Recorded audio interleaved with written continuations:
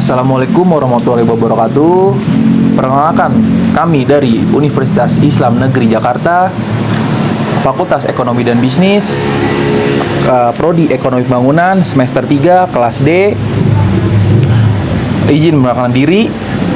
Nama saya Muhammad Raffi Noval dengan NIM AHIR 082. Nama saya Muhammad Raffi Amar Elohi Putra dengan NIM AHIR 076.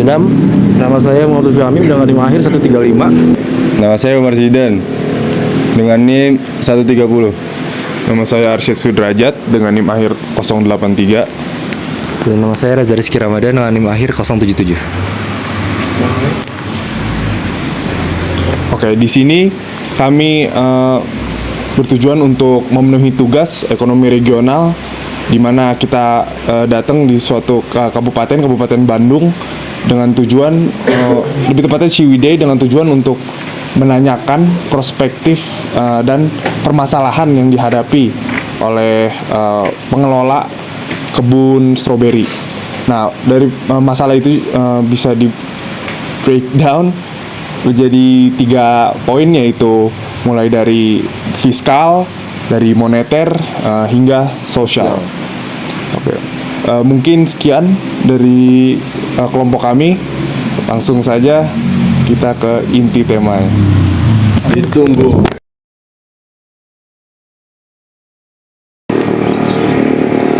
Assalamualaikum warahmatullahi wabarakatuh. Nama saya Muhammad Lutfi Amim dari kelompok 3 Ekonomi Regional. Oke, Mang. Sebelumnya boleh perkenalkan diri dulu? Iya, nama saya Herer Suherman dari Kampung Baru Tunggul, Ciwidey. Alameda. Oke, baik, Mang. Untuk sekarang boleh nggak dijelasin sedikit tentang sejarah Mamang nih punya kebun stroberi ini? Dulu pernah ada segelintir orang yang nanam. Pas waktu nanam pertama kali di sini cuacanya bagus. Nah, jadi semua masyarakat di sini sekarang mayoritas menanam stroberi. Oh. Terus ini tuh perkebunan tuh dari awal Mamang punya sendiri atau dari punya orang tua atau punya siapa gitu? Awalnya punya orang tua dulu. Dari orang tua dulu ya. Bagaimana iklim mempengaruhi pertumbuhan stroberi di sini, Mang? Iya, itu faktor nomor 1. Kalau tanaman stroberi itu lebih cocoknya di cuaca yang dingin, kayak di sini deket-deket ke gunung. Kalau di cuaca panas tumbuh, cuman buahnya nggak akan sebisa kayak gini gitu. Oke, baik. Terus berapa lama waktu yang dibutuhkan stroberi untuk berbuah setelah ditanam? Mulai penanaman bisa keluar bunga, bisa kepetik itu usia 2 atau 3 bulan. 2 atau 3 bulan ya, dari nanam. Terus tantangan terbesar dalam mengelola perkebunan stroberi ini gimana? Apa aja? Yang susah itu mempertahankan supaya buahnya tetap normal. Kalau penanaman awal itu sampai usia setahun pasti maksimal. Dari setahun ke sana mungkin itu yang susahnya. Dari sektor tanah kan perlu gemurin lagi, terus pupuknya harus gimana, terus kalau tanaman udah tua ya gitu, mungkin susah lah. Dari dilihat dari segi hasil mungkin agak kurang. Baik, mungkin segitu aja buat pertanyaan kali ini. Terima kasih. Ya, sama-sama. Oke, mungkin ada beberapa pertanyaan yang akan saya tanyakan. Pertama dari kebijakan fiskalnya dulu. Kira-kira permasalahan fiskal yang ada di tempat ini. Untuk pertanyaan pertama, apakah Bapak merasa sudah cukup didukung oleh kebijakan pemerintah setempat yang terkait adanya kayak subsidi, pajak, dan lain sebagainya? Kayak Bapak ini kan pasti rutin sebagai pengusaha membayar pajak. Nah, apakah hasil dari Bapak bayar pajak itu mendapatkan benefitnya Bapak? Kalau selama ini yang sudah berjalan, untuk saat ini belum ada. Untuk saat ini belum ada ya. Tapi para petani di sini pasti mengharapkan adanya keringanan pajaknya juga ya, pasti ya. Karena benefit yang didapat juga belum terlalu berasa kan, jadi kayak buat apa bayar pajaknya banyak gitu ya. Mungkin kita lanjut ke pertanyaan kedua aja nih. Bagaimana pandangan Bapak terhadap program pemerintah yang ada sekarang ini? Kayak misalkan program tersebut tuh membantu Bapak dalam mengelola kebun stroberi ini atau enggak? Untuk saat ini program pemerintah untuk mengelola stroberi belum ada sih. Cuman sekarang mah petani aja yang harus cara cari sendiri Nah, gitu. oh ya, jadi kayak petani ini harus mandiri ya untuk saat ini ya, karena belum didukung pemerintah gitu ya. Memang ada dari pemerintah setempat setahun ke belakang, tahun 2023 itu ada bantuan koperasi petani stroberi per RW. Cuman itu dikelolanya oleh pemerintahan setempat ke tiap RW, itu kembali lagi hasil dari kebunnya, dari hasil panennya untuk masyarakat setempat. Tapi sekarang juga masih berjalan. Tapi kalau untuk perorangan belum ada sih subsidi untuk langsung. Kalau misalkan untuk kayak pelatihan gitu dari pemerintah itu membantu melatih para petani lokal di sini untuk supaya lebih tahu gimana mungkin caranya mengolah kebun stroberi ini gitu, belajar. Apakah ada dukungan seperti itu dari pemerintah? Itu sama, untuk saat ini belum ada, malahan saya petani saya sendiri butuh. Mungkin lanjut ke pertanyaan yang keempat nih, apa ada masalah Pak dari segi akses ke pasar buat menjual panennya ini, kayak misalkan dari segi infrastrukturnya kayak jalanannya atau listriknya juga Bapak kayak kurang dapet, atau airnya segala macam, gimana Pak? Untuk saat ini yang paling pertama kalau buat tanaman stroberi, air. Kadang-kadang sekarang juga untuk nyiramnya hampir di nggak maksimal, soalnya debit airnya kurang gitu. Jadi mungkin Bapak bisa mengharapkan apa nih yang bisa diberikan pemerintah? Bapak mengharapkan apa kira-kira? Memang sih kalau di sini saya deket sama gunung gitu kan, dari sumber air. Cuman sekarang sumber airnya udah pada ngambil terusan perusahaan di dinas air juga, PDAM yang buat ke Ciwidey udah diambil dari sini sekarang.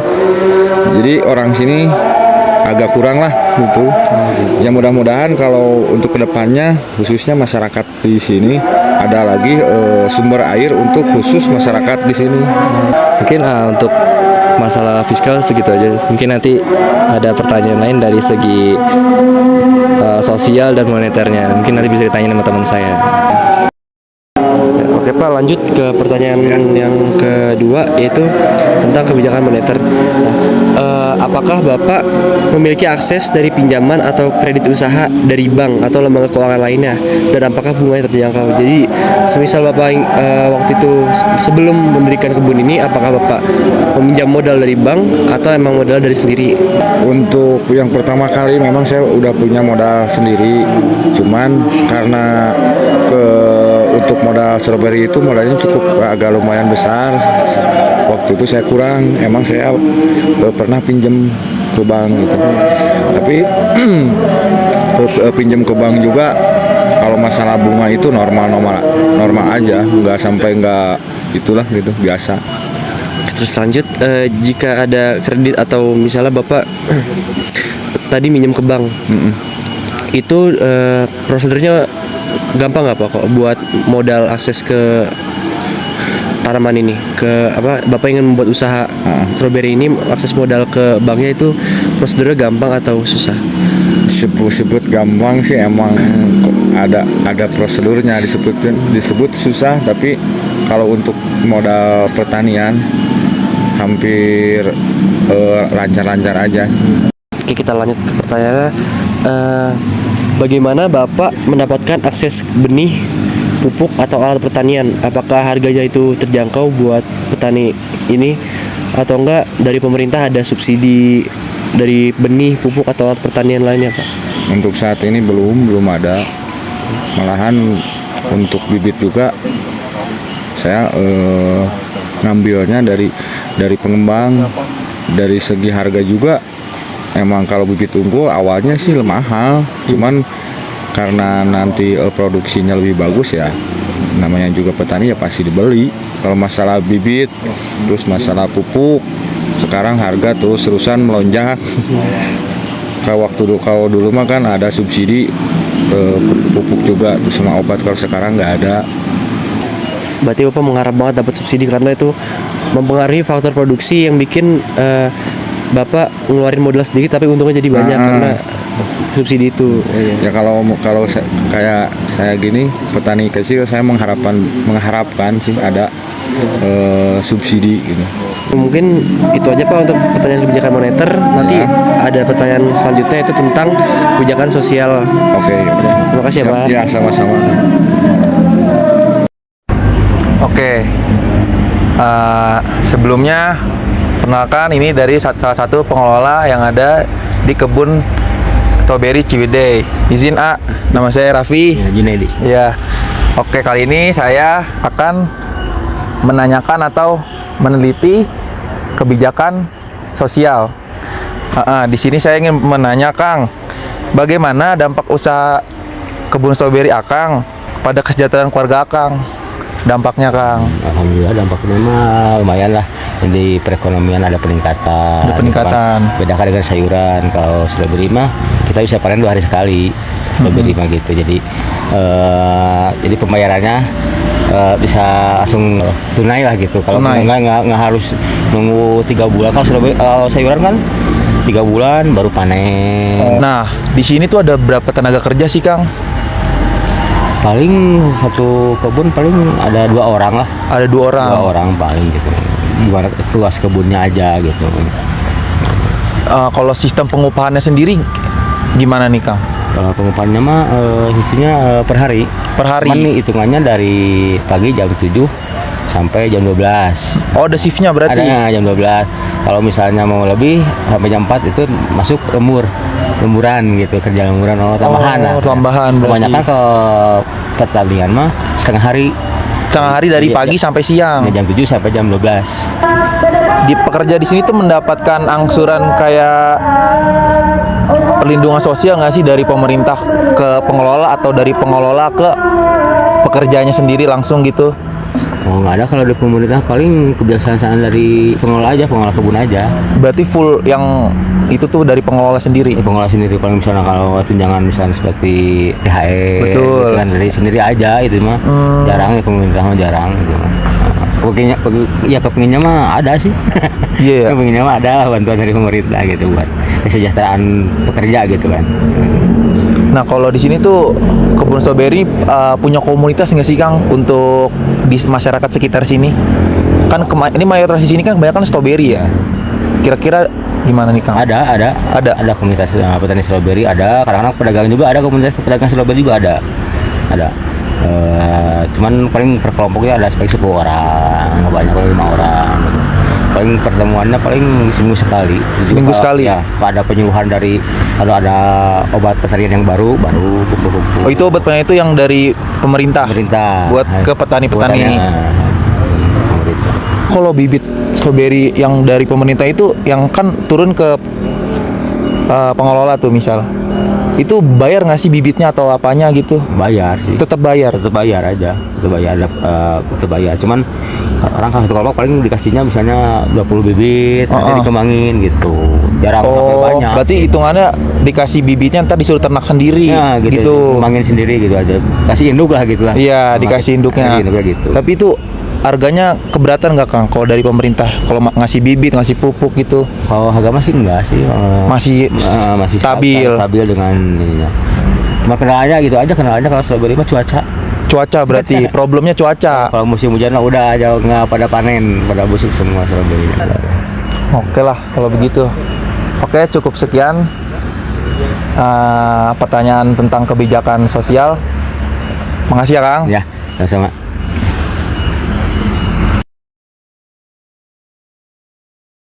Baik, perkenalkan nama saya Umar. Sebelumnya teman-teman saya sudah melakukan wawancara kepada para petani stroberi mengenai kebijakan fiskal, kebijakan moneter, dan kebijakan sosial. Dari hasil wawancara mereka, yang pertama ada kebijakan fiskal, yaitu pemerintah memberikan pajak ringan dengan mendukung korporasi, tetapi petani stroberi harus mandiri tanpa subsidi khusus. Kedua, distribusi hasil panen berjalan baik meski persaingan harga ketat. Namun suplai air masih minim. Yang kedua ada dari kebijakan moneter, yaitu peminjaman bank tersedia dengan bunga yang wajar.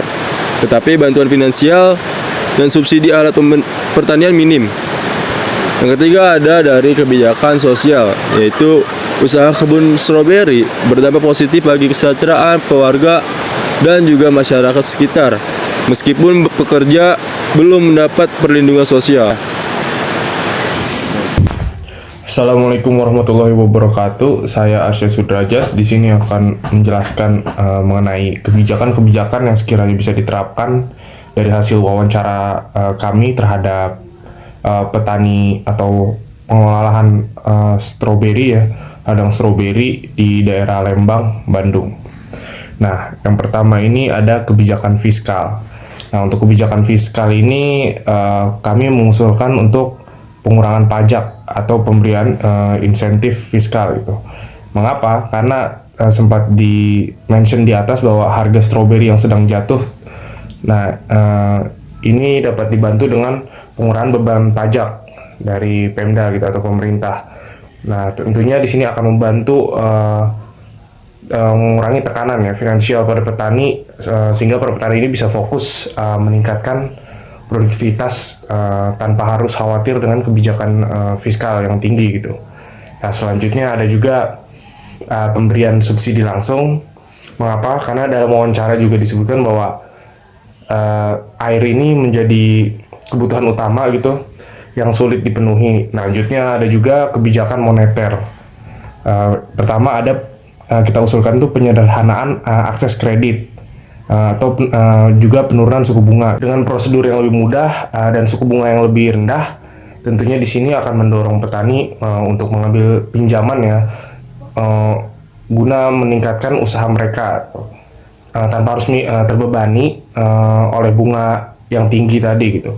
Nah, selanjutnya juga kita ada saran untuk program subsidi benih dan alat pertanian. Nah, di dalam wawancara tadi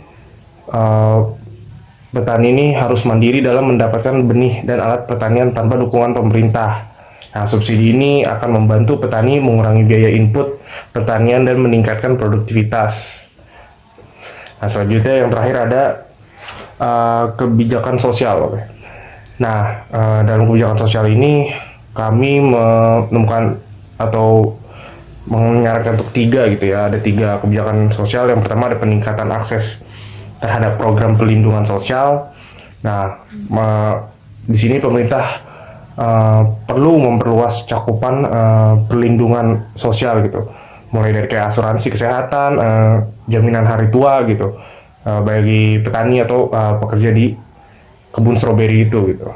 Nah, dengan adanya perlindungan sosial ini, petani atau pekerja tuh bisa lebih aman dan terlindungi dari risiko pekerjaan gitu ya. Selanjutnya ada juga pengembangan pelatihan dan penyuluhan untuk petani. Nah, kami rasa pemerintah sebaiknya tuh mengadakan program penyuluhan dan pelatihan yang berkelanjutan untuk petani stroberi ini gitu, khususnya dalam teknik budidaya atau manajemen kebun dan pemasaran gitu. Mengapa demikian? Karena petani ini membutuhkan pengetahuan yang lebih untuk meningkatkan produktivitas dan kualitas hasil panen mereka gitu, supaya mereka bisa lebih mendapat keuntungan lebih besar, produksinya naik, dan harapannya lebih sejahtera gitu. Selanjutnya juga ada kita pemberdayaan komunitas pertanian. Nah, pemerintah di sini dapat memfasilitasi kerjasama antar petani dalam bentuk kelompok tani yang lebih terorganisir gitu, sehingga petani dapat saling berbagai pengetahuan, sumber daya, dan akses-akses pasar gitu. Nah, mengapa demikian? Tentunya dengan membentuk kelompok tani yang kuat dan terkoordinasi, petani akan lebih mudah mendapatkan akses pasar, sumber daya, dan bantuan pemerintah juga gitu. Nah, mungkin segitu aja dari saya mengenai kebijakan-kebijakan yang sekiranya bisa diterapkan oleh pemerintah daerah gitu untuk membantu petani maupun pekerja-pekerja di stroberi ini. Saya Arsyad. Dan terima kasih.